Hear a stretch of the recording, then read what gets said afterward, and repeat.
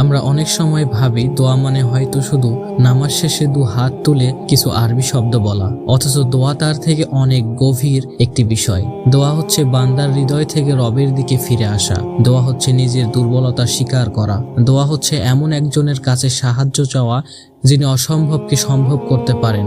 মানুষ যখন পৃথিবীর সব দরজা বন্ধ দেখে তখনও একটি দরজা খোলা থাকে, আর সেটি হচ্ছে আল্লাহ সুবহানাহু ওয়া তাআলার দরজা।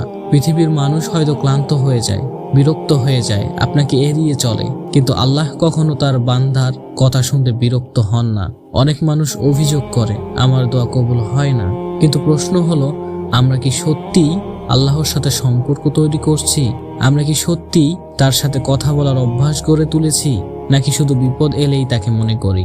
আজকের এই আলোচনায় আমরা জানব কিভাবে খুব সহজ কিছু অভ্যাসের মাধ্যমে দোয়া আমাদের জীবনের একটি অংশ হয়ে উঠতে পারে, কিভাবে প্রতিদিনের ছোট ছোট ঘটনাগুলো আল্লাহর সাথে সম্পর্ক গভীর করার সুযোগ হতে পারে।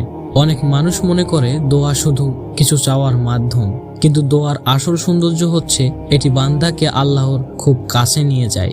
যখন একজন মানুষ গভীর রাতে নীরবতায় বলে, হে আমার রব, আমি খুবই ক্লান্ত, তখন সেটি শুধু একটি বাক্য নয়, এটি একটি আত্মার আর্তনাদ। যখন একজন মানুষ মানুষের সামনে হাসে কিন্তু সিজদায় গিয়ে কাঁদে, তখন সে কান্না আসমানে পৌঁছে যায়। দোয়া মানুষকে নরম করে, অহংকার ভেঙে দেয়, মানুষকে বুঝিয়ে দেয় আমি একা নই, আমার একজন রব আছেন যিনি আমাকে দেখছেন, শুনছেন এবং জানেন। দোয়ার অভ্যাস একদিনে তৈরি হয় না, এটি ধীরে ধীরে হৃদয়ের ভেতরে জন্ম নেয়। আর এই অভ্যাস গড়ে তোলার সবচেয়ে সহজ উপায় হলো জীবনের প্রতিটি ছোট ছোট ঘটনায় আল্লাহ সুবহানাহু ওয়া তাআলাকে স্মরণ করা। কষ্টের মুহূর্তে আল্লাহর সাথে কথা বলুন।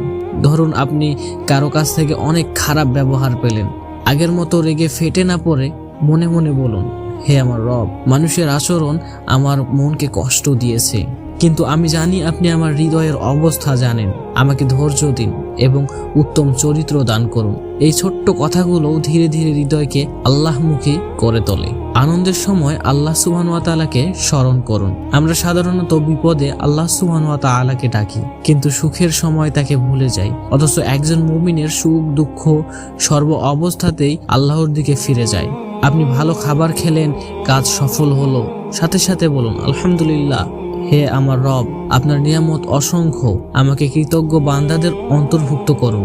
একাকিত্বকে দোয়ার সময় বানান। অনেক মানুষ একা থাকতে ভয় পায়। একজন মুমিনের জন্য একাকিত্ব সুন্দর হতে পারে, কারণ তখন সে আল্লাহর সাথে কথা বলতে পারে। রাতের নীরবতায়, ছাদের কোণায়, রাস্তায় হাঁটতে হাঁটতে কিংবা নামাজের পর নিজের ভাষায় আল্লাহর সাথে কথা বলুন। আরবি জানতেই হবে এমন কোনো কথা নেই, আপনার হৃদয়ের ভাষাই সবচেয়ে মূল্যবান। ছোট ছোট বিষয়ে দোয়া করুন। আমরা অনেক সময় ভাবি বড় বিপদ ছাড়া দোয়া করা দরকার নেই, অথচ সাহাবীরা ছোট ছোট বিষয়ে দোয়া করতেন। পরীক্ষা ভালো হোক, কাজে মন বসুক, পরিবারের মধ্যে শান্তি আসুক, মন খারাপ দূর হোক, সবকিছুর জন্যই দোয়া। কারণ আপনি যত বেশি আল্লাহ সুবহানাহু ওয়া তাআলার কাছে চাইবেন, তত বেশি তার সাথে সম্পর্ক গভীর হবে। দোয়া মানুষকে বদলে দেয়। দোয়া শুধু একটি পরিস্থিতি বদলায় না, এটি মানুষকেও বদলায়। একজন রাগী মানুষ দোয়ার মাধ্যমে শান্ত হতে পারে, একজন হতাশ মানুষ আশাবাদী হতে পারে, একজন গুনাহগার মানুষ তওবার মাধ্যমে নতুন জীবন শুরু করতে পারে। অনেক সময় আল্লাহ সুবহানাহু ওয়া তাআলা আমাদের চাওয়া জিনিস সাথে সাথে দিয়ে দেন না, কারণ তিনি শুধু আমাদের চাওয়া পূরণ করতে চান না, তিনি আমাদের আরো ভালো মানুষ বানাতে চান। কখনো কখনো অপেক্ষার মধ্যেও রহমত থাকে, কখনো কখনো দেরির মধ্যেও হারাম উপার্জন, জুলুম এবং গুনাহ মানুষের দোয়াকে দুর্বল করে দেয়। তাই দোয়ার পাশাপাশি নিজের জীবনকেও পরিবর্তন করার চেষ্টা করুন। অনেক মানুষ কয়েকদিন দোয়া করেই হতাশ হয়ে যায়, অথচ আল্লাহ কখন, কিভাবে এবং কোন জিনিস দেবেন সেটি তিনিই সবচেয়ে ভালো জানেন। মানুষ যখন আল্লাহর সাথে সম্পর্ক হারিয়ে ফেলে, তখন পৃথিবীর সবকিছু থাকার পরও তার ভেতরে এক ধরনের শূন্যতা, হাহাকার তৈরি হয়। আজ মানুষ আগের চেয়ে বেশি প্রযুক্তি পেয়েছে, বেশি সুযোগ পেয়েছে, কিন্তু শান্তি কমে গেছে। কারণ আত্মার শান্তি শুধু দুনিয়ার জিনিস দিয়ে আসে না, আত্মার শান্তি আসে রবের সাথে সম্পর্কে। যে ব্যক্তি নিয়মিত দোয়া করে সে কখনোই পুরোপুরি ভেঙে পড়ে না, কারণ সে জানে আমার একজন রব আছেন। জীবনে এমন অনেক সময় আসবে যখন মানুষ আপনাকে বুঝবে না, কাছের মানুষ দূরে চলে যাবে, পরিকল্পনা ভেঙে যাবে, মন ক্লান্ত হয়ে যাবে, কিন্তু সেই সময়ও যদি আপনি রবের দিকে ফিরে যেতে পারেন, তাহলে আপনি কখনোই একা নন। আজ থেকেই এই নতুন অভ্যাস শুরু করুন। শুধু নামাজের পর নয়, জীবনের প্রতিটি মুহূর্তে আল্লাহর সাথে কথা বলুন। রাস্তায় গিয়ে হাঁটতে হাঁটতে বলুন, হে আমার রব, আমাকে সঠিক পথ দিন। হে আমার রব, আমাকে সঠিক পথে রাখুন। মন খারাপ থাকলে বলুন, হে আমার রব, আমার হৃদয়কে শান্ত করে দেন।